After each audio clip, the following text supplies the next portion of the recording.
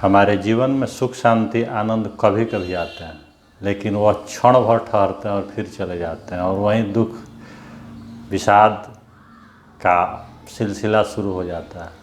कौन ऐसी विधि है, कौन ऐसे मेथड्स हैं, कौन ऐसे तरीके हैं, कौन ऐसे रास्ते हैं जिससे हम अपने जीवन में सुख शांति और आनंद को अस्थायी बना सकें, क्योंकि हमारा समस्त प्रयास यही है।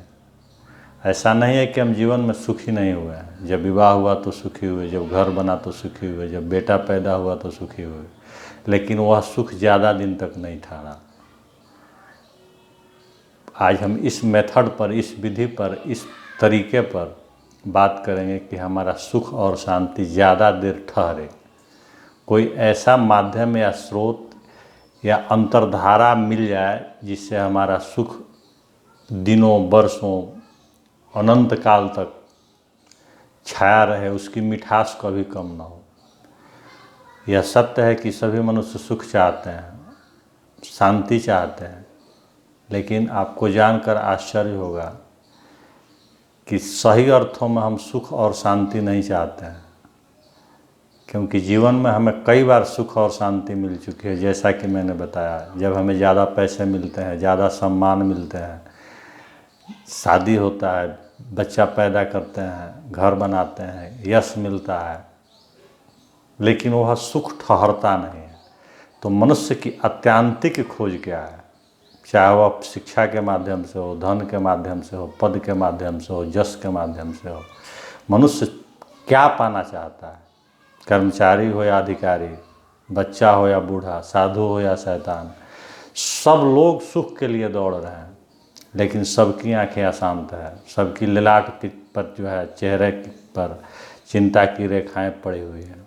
इसका साफ अर्थ है कि वह अस्थाई स्रोत हमको नहीं मिला, वह अस्थाई माध्यम हमको नहीं मिला जिससे सुख शांति और आनंद स्थिर रह जाए, जिसकी मिठास दिनों, घंटों, महीनों और वर्षों बनी रहे, जो समरस हो, एक जैसा हो।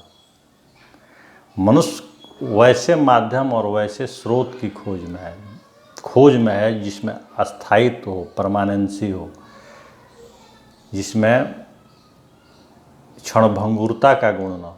मनुष्य की मूल विषाद यही है। जब हम मधुर संगीत सुनते हैं तो शांति जरूर आती है, लेकिन संगीत बंद हो जाता है, फिर हम अशांत हो जाते हैं। जब हम अच्छा खाना खाते हैं, अच्छा कपड़ा पहनते हैं, तो हमें सुख मिलता है, लेकिन वह सुख कुछ समय बाद विलीन हो जाता है। तो हम वैसे स्रोत के तलाश में हैं, वैसे माध्यम के तलाश में हैं जिससे प्राप्त होने वाले सुख का मिठास कभी न घटे, जो सदा और शाश्वत एक रस बना रहे, एक जैसा बना रहे।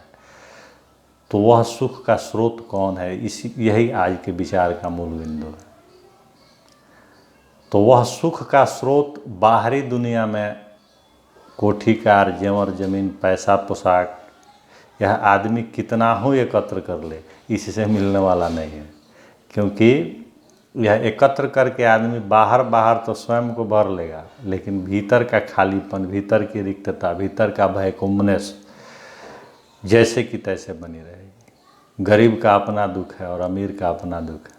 गरीब तो आशा में जीता है कि एक दिन छप्पर हमारा पक्का का बनेगा और हम सुखी हो जाएंगे।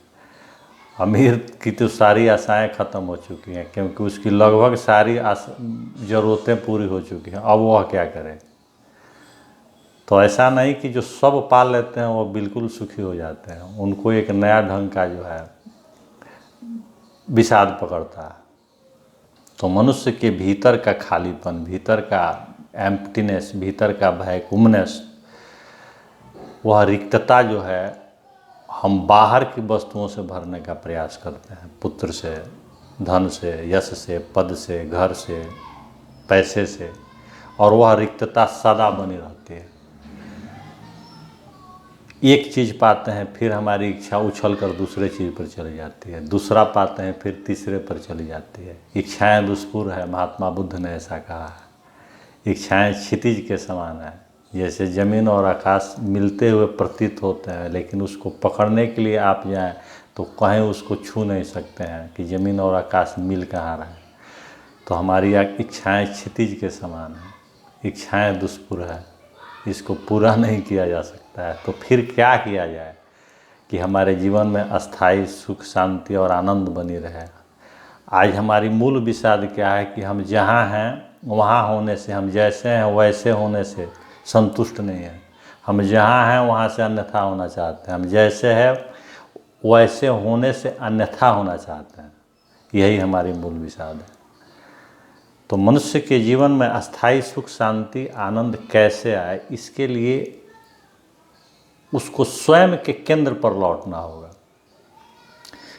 चेतना के उस बिंदु पर लौटना होगा जो सब सुख शांति और आनंद को खोजता है। उसको खोजना होगा कि आखिर हमारे भीतर वह कौन सी चेतना है, वह इच्छा का कौन सा केंद्र बिंदु है जो धन पद और यश को खोजता रहता है और निरंतर अभाव में गमन करता है। जो हमारे पास है उसमें वह तृप्त नहीं होता है, जो हमारे पास नहीं है उसी में वह गति करता रहता है। जैसे हमें जो कुछ मिल जाता है फिर उसका वह उछल कर दूसरे पर आरूढ़ हो जाता है। जे कृष्णमूर्ति ने कहा सीकर शुड बी सीकन, जो सबको खोज रहा है, सीख कर रहा है, उसको हम खोजें।